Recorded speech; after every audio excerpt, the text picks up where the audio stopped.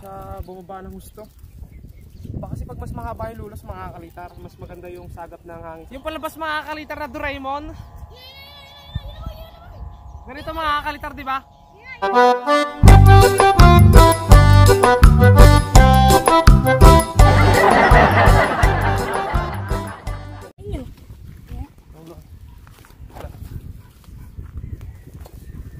Okay. Good afternoon. Magandang hapon. Ayun mga kalitar. So test play na natin itong ating saranggola mga kalitar na ayan mga kalitar, Boy Scout.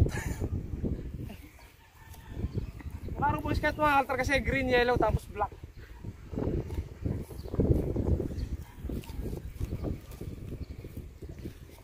Pet ko pas tutok talaga yung akin.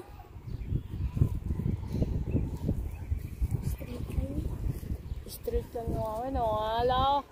Ito ate. Oh. Saan nga tali ito? Test play na tayo. Tayo bakit? Kagubol.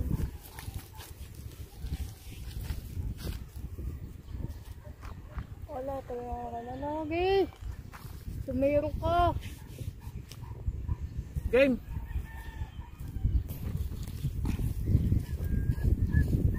Kanina ako yung nakahiga down. Ala. Nabitawan ka. Ito ate. Ang ano? Ang ba?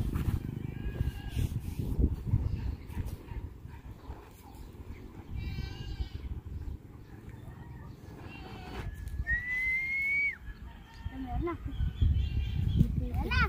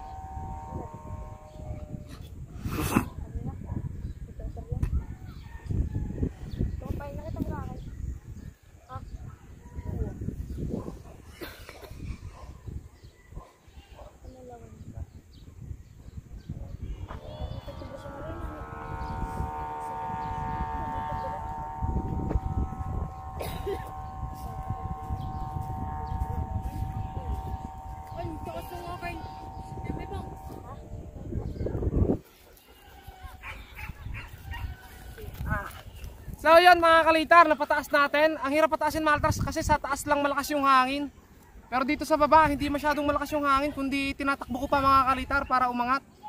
Pero nung napataas naman natin siya mga kalitar, iba-iba kasi may hangin na sa taas. Ito saranggol natin mga kalitar, may konting kiling sa may bandang kaliwa. Ayun, bihit yung hangin oh. Ayun oh, tumirik na mga kalitar oh. Ayun oh, pumapantay siya kapag yung diretso na. Pag yung mataas na. Pero may kiling pa talaga siya mga kalitar. Kaliwa. I-adjust na lang natin pagbaba. Pero habaan na natin. Kasi tumutuwid naman, dumidiretso naman siya mga kalitar. Kung kapantay naman siya kapag yung binubugso ng hangin. Kapag lang yung babagong ahon at medyo mahina yung hangin, saka siya tumatagilid. Habaan natin. Sa mga kalitar, nawawala na rin yung ano dito, yung hangin sa ganitong kataas, gaya ng pula. Lumilipad kasi yung pula mga kalitar. Yung aking tahimik. Nakanakawis na. Ano ba napalipad? Wala ang pansit. Kanina kaya ko nakikita kung sila. Parang parang cross yung parang puwit lang ng ano. Oh, hindi na mukhang kalabaw sa taas.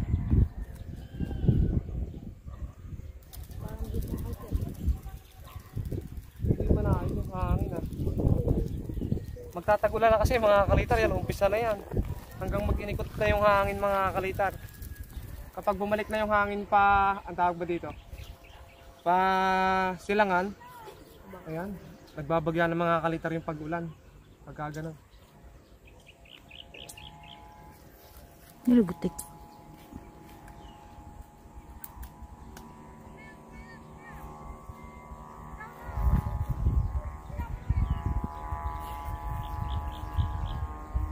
Diretso.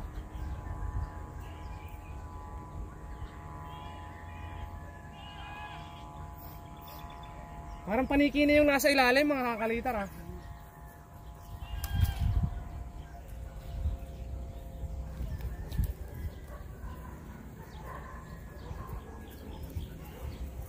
So habaan ko lang to mga kakalitar. Ayun kasi mga kaltar yung saranggola natin na bumababa sa sobrang hina ng hangin.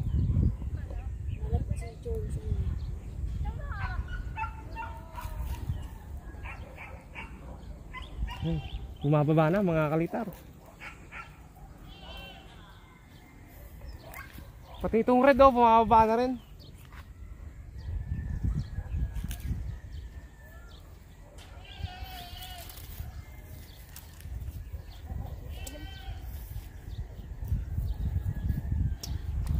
Ito maltrabahaan ko na to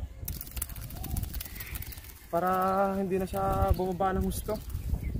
Kasi pag mas mahaba yung lulos mga kalitar, mas maganda yung sagap ng hangin sa taas. Kaysa dito sa medyo mababa, kapag nawala mga kalitar yung hangin at hindi agad bumalik yung hangin, dire-diretso na pababa. Sa taas, bago pa siya makababa, may hangin na uling darating.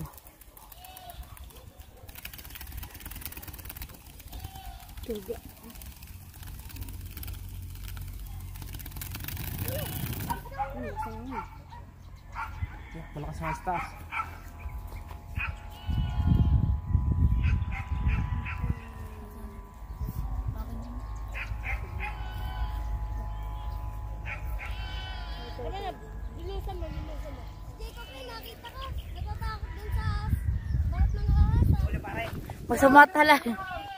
Masama talaga lasa ito pag dinagawa.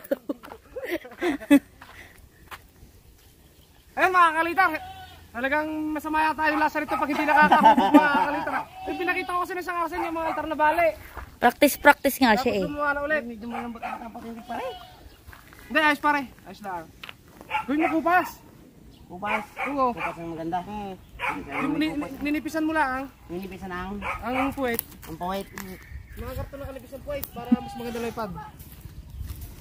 Yan. Hindi ka na maglalagay sa ulo. Dito? Saka dito. Oo, yan. Nakakangka siya. Sundangkal. Din eh.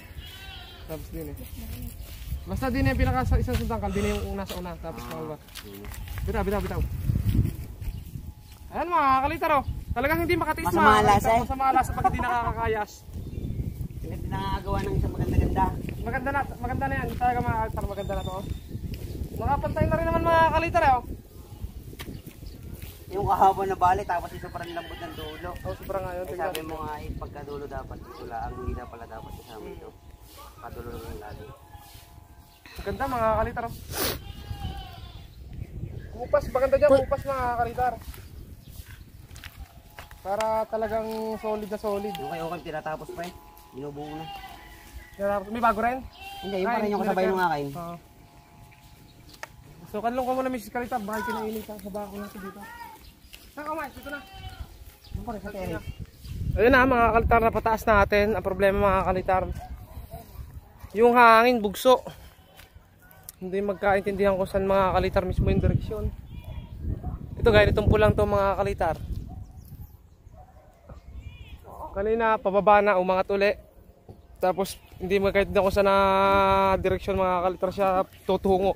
Parang yung saranggola natin mga kalitar. Yung saranggola natin mga kalitar eh, kiling pa eh, hindi na natin ibinaba. Hinabaan na natin. Tinutos na natin mga kalitar itong ating tansi oh. Ito mga kalitar yung tansi natin tinutos oh. Ayan si Totoy mga kalitar oh. Kanina pa yung nagpapalipad ng bubuntutin. Ang tawag ng bubuntutin yan kanina mga kalitar ang taas.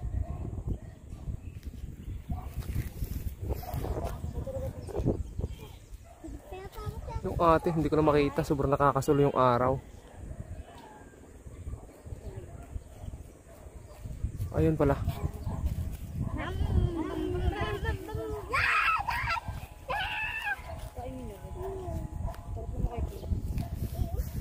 Yan na lang ulit nakapagpalipad ng ganyan kahaba ang tutos mga kalitar. Hindi pa sagad yan.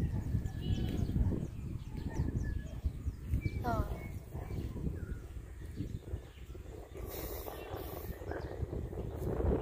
Taas. Kaya.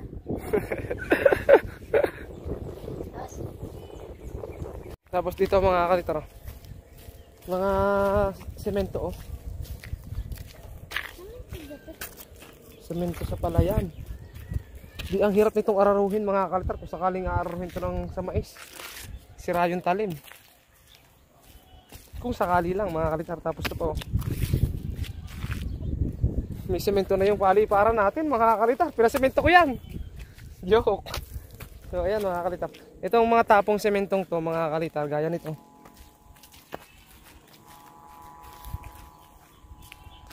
Naalsin mo ngayon? Ayun, sa ganun kasing sinesementong kalsada. Kaya ayun. Ayun mga kalitar.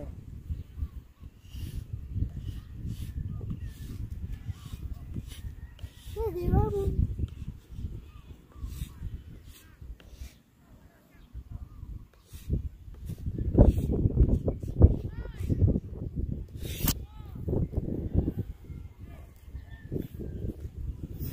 Kalitar. Baba talaga nung ano, nung saranggola natin. Hindi siya sumalya. Okay, yan na mga kalitar. Natimpla na natin mga kalitar ng ayos. Ayan na.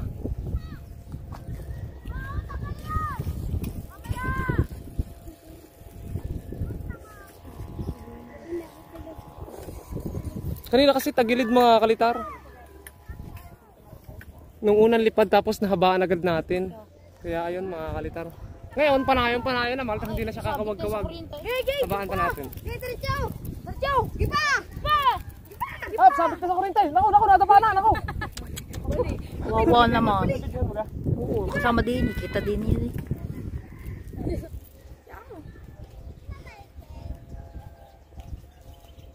Ilang talang na mga kalitar yung papagayong yun, yung pula. Ang ganda-ganda mga kalitar ng lipad, ang gagawin, ibababa. Pag naibaba, patatalang. Tapos pag naitalang, ibababa ulit. Tapos tatalang, bababa, tatalang. Ewan ko anong mga kalitar. Ang inaano ko sa pag nabali, ang tayog-tayog mga kalitar, oh, pakita mo nga oh.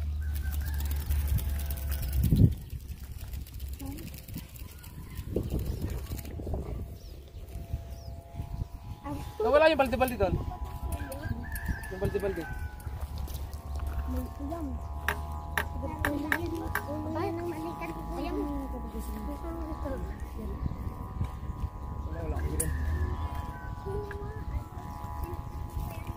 Well, mga kalitar.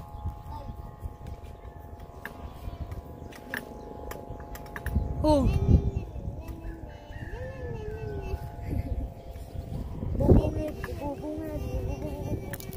Punta dito bida. Papa natin.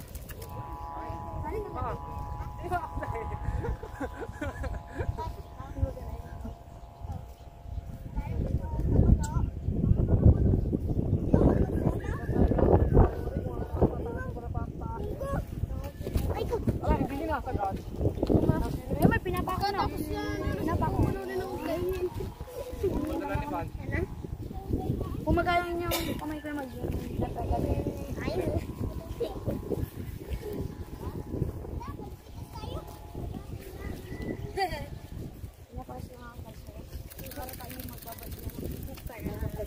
Sige dyan mo sini. Baka ko na tumaltar to. Itangar na natin ang ano, ng diretsyo. Okay, pali-pali niya. Uwi na kami. Inom muna. Mamaya, babalikan.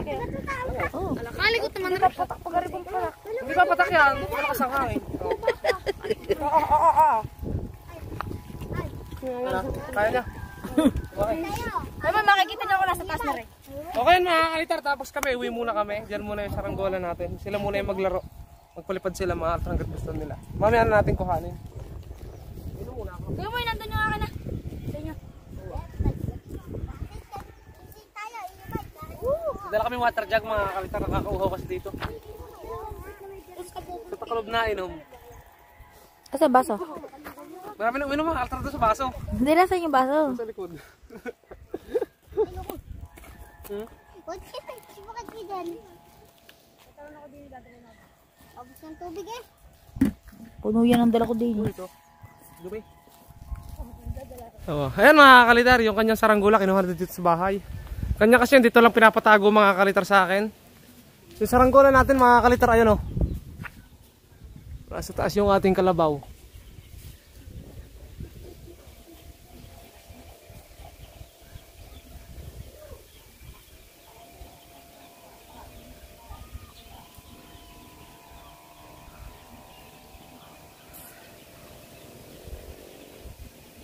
Pag tinamaan ng hangin yan, yari yung mga batang yun. Ang ganit pa naman yan. Ayun o.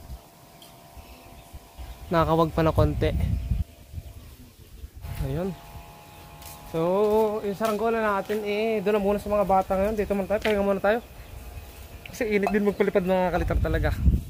Yan, itim-itim na natin o. Tapos malago na yung bigote natin, balbas. Tumatanda na tayo mga kalitar.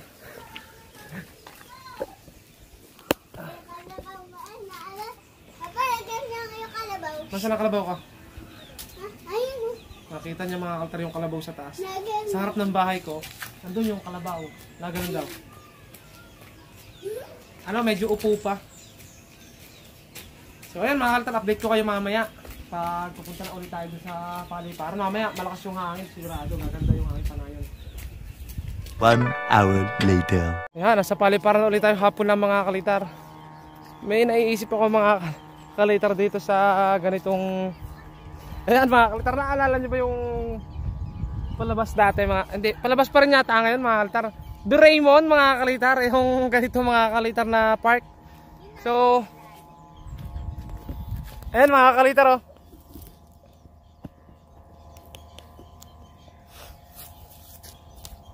Yung palabas mga kalitar na Doraemon. Ganito mga kalitar, di ba? May mga ganitong culvert, tapos may palaruan. So parang ganito yung mga kalitar ng lugar namin ngayon. Kasi meron ganitong culvert sa may aming paliparan. So, ayan mga kalitar oh. Mga nagpapalipad, tapos doon ang mga bata nandun. Ito mga kalitar yung ginagawa sa amin oh. Yung kalsada na ating pinagpapaliparan sementado na. Diba? Ayun po na mga kalitar, may lumilipad doon oh. Parang isda, puwet isda andun. Ganda. Ang sarap dito mag-jogging mga kalitar tuwing umaga oh. Ayan mga kalitar oh.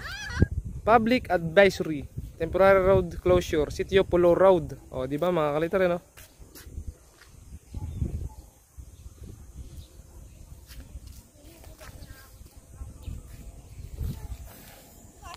Dito, ipapanood din ko yan. Oo.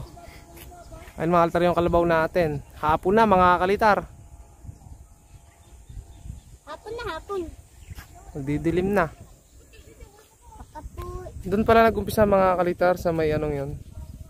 Napunta rito maikli. Hanggang doon sa dulo yan mga kalitar. Hanggang doon sa may labasan.